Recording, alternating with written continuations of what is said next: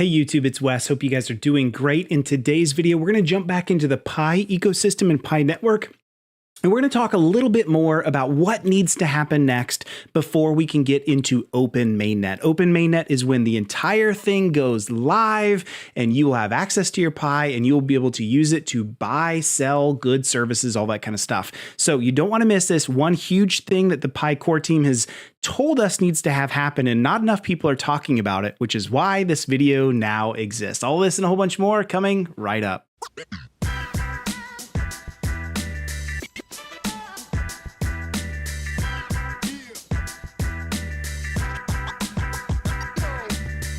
Hey friends, Wes Spencer here. Okay, so let's just jump right into all of this good stuff. Definitely hit like and subscribe. Let me just throw that out there as we get started into this. That really goes a long way for the channel. So I'm going to put in my headphones, and here's what we're going to do.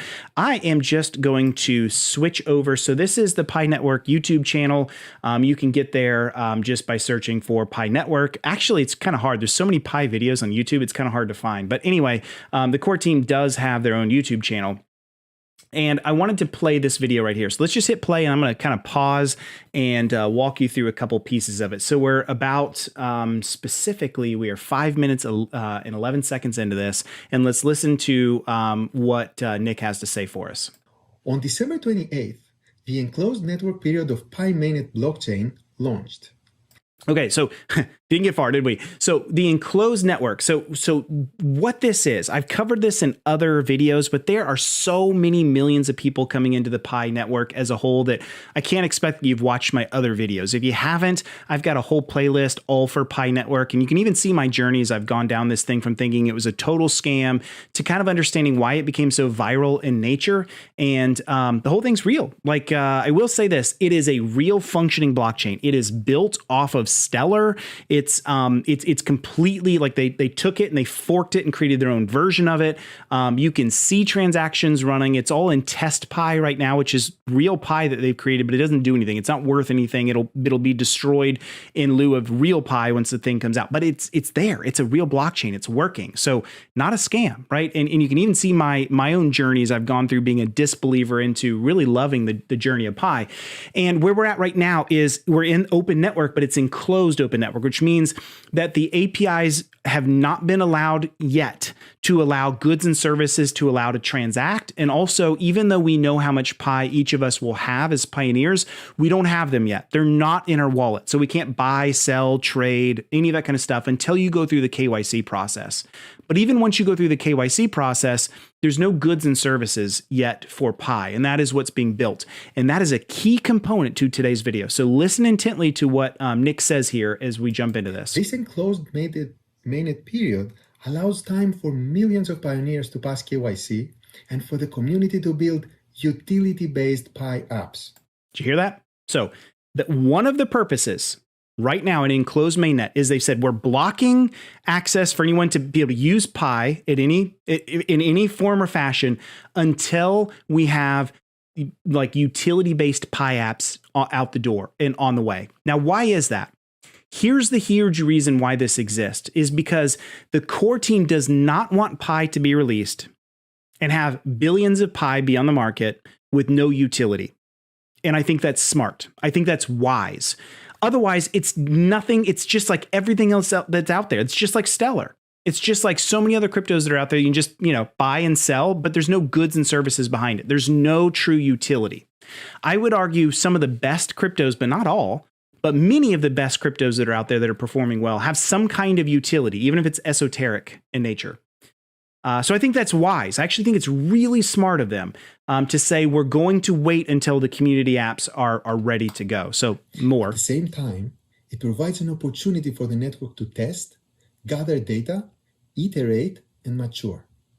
Pi Network has achieved other significant milestones throughout the year as well.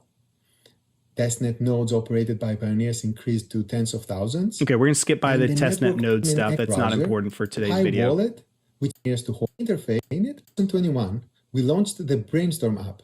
Okay, now the Brainstorm app. So this is a key component of this too. So one of the things the Pi core team is trying to do to incentivize the ecosystem growth of third-party apps for goods and services is not just the brainstorm app, but the hackathon challenge where they selected some winners. The winners, I think, got 10,000 pi each, if I remember the number correctly, because they're really trying to bootstrap this. And they're really trying to make sure when pi goes live, before they kill out the firewall and allow all connections, that there's some amount of robust, usable Pi apps that are out there. And that's kind of the challenge right now. A place for pioneers to propose Pi app ideas, join projects, later allowed us to host our very first Here we go. Now he's Pi talking about it. hackathon, where community developers created Pi apps with real use cases and utilities with community input.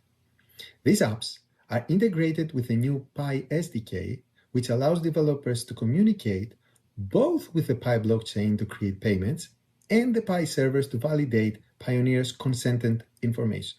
So again, SDK, software development kit, gives you the capability of any developer being able to leverage Pi. Now, here's the thing. It could be a brand new application, like a new company, new application, new everything with Pi at the center, or it could even be an eBay or an overstock.com that at some points accepts Bitcoin and sometimes doesn't, but then it could accept Pi, or any other marketplace that's out there. There could even be WordPress plugins that allow you to, if you have a robust shop on your own WordPress blog, allowing you to have Pi for goods and services. You could see even things like maybe Patreon, as an example, could take, I'm not saying they will, but they could take Pi as a payment mechanism using the SDK. And so this is what we need to have happen in order for there to be great utility in the Pi ecosystem, is a whole bunch of applications, not necessarily just centric to Pi, although that'd be great, but also a bunch that are outside the world of Pi, but using the SDK to allow you to buy and sell goods and services using Pi. I think that's great. We need to see that happen. Looking forward, this year, as we focus on migration as it completes to the main milestone.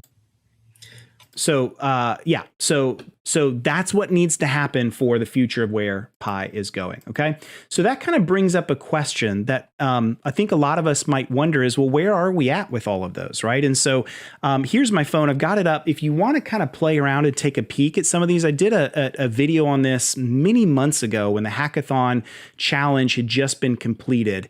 And here are some of the apps, and I'm gonna share some of these, but then I'm also gonna kind of talk a little bit more about where my frustrations lie right now. Maybe frustrations is too strong a word. Probably a better word to use would be where some of my concerns of what we need to have happen for it to be successful. So this is PyChain Mall. This is one of the apps that was a workforce pool or was a hackathon winner, and you can take a peek at this. This is all beta. Like if there, it's not real, it's not live. So you can click into any of these if you want to. So, let's just pick, I don't know, whatever this chandelier is, right? So I'm going to pick the chandelier, and comes up, it shows it's 88 pi. That doesn't necessarily mean that it's 88 pi, right? This is all test pi. We have no idea what the value of pi is in the marketplace, any of that kind of stuff. So I can't say, what this is all just placeholder data, right? And then there's another one that I wanted to show you as well. This one here is the Pi workforce pool. And so think of this as like the Fiverr for Pi is probably the best way to look at it. So like, if I'm an artist or a musician or somebody, I can advertise my services and other people can go on and purchase something. This one I actually am more interested in, just nature of my job and my work. I use Fiverr occasionally for different things. So you can see this, see how it works, payments and Pi, all this kind of stuff. Now, here's what I wanted to say about all of this, because I think this is an important piece, is I like this. We need this. We need these kinds of components in Pi to be successful. We need utility.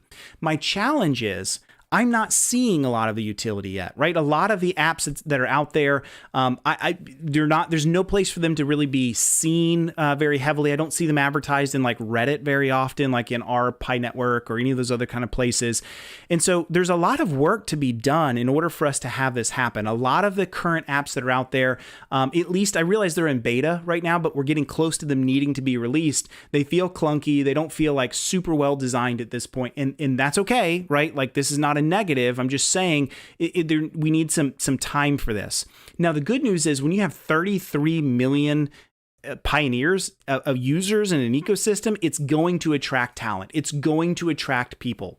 And so I think what we need to be patient with, and if I'm the core team or if I'm advising the core team, here's what I'm saying is, let's get what apps we can out there for the whole community. But let's not wait until we have like all the best ones that are out there. We'll get there. Let's get Pi on the market.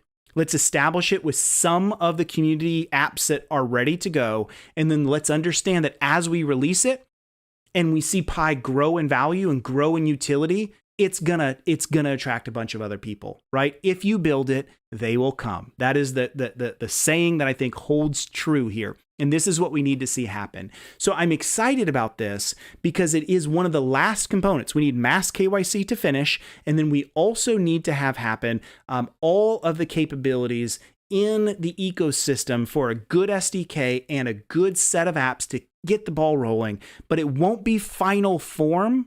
Final form will look like maybe 6 months after full open mainnet is released and a whole bunch of new people come in. And you might see things like NFTs come in. You might see things like integrations to major software platforms that are out there for goods and services integrate in, right? Because again, 33 million people, worldwide audience, that's going to command a lot of attention. So that's the last thing that needs to happen in Pi before we really get to OpenNet. And I'm super excited about it. One last thing I wanted to say, because people ask me all this time, I have not finished KYC yet. Yes, I'm probably the biggest US influencer for Pi. I recognize that, but I have no special privilege. So I'm just like you. Many of you guys are also waiting for KYC. I have not gone through that process. I do check it occasionally, and there's still no openings. I think what we need to do is wait. Give it time as more and more people complete KYC and more people apply to be a KYC approver, then we will see economies of scale just ramp up exponentially, and we'll see that pipeline open much greater. So for now, you're just gonna have to be patient, and I can ask you to be patient because I have to be patient myself. So no big deal, right? We will get there. It will happen. I'm confident of it. It's a major milestone to see mass KYC go through, and I think it is going to happen. I'm confident in that. So there you have it. That's the main things that are happening here in the world of Pi. I'm really excited about it. Love for you to leave a comment down below on what your thoughts are around all this. Good, negative, positive.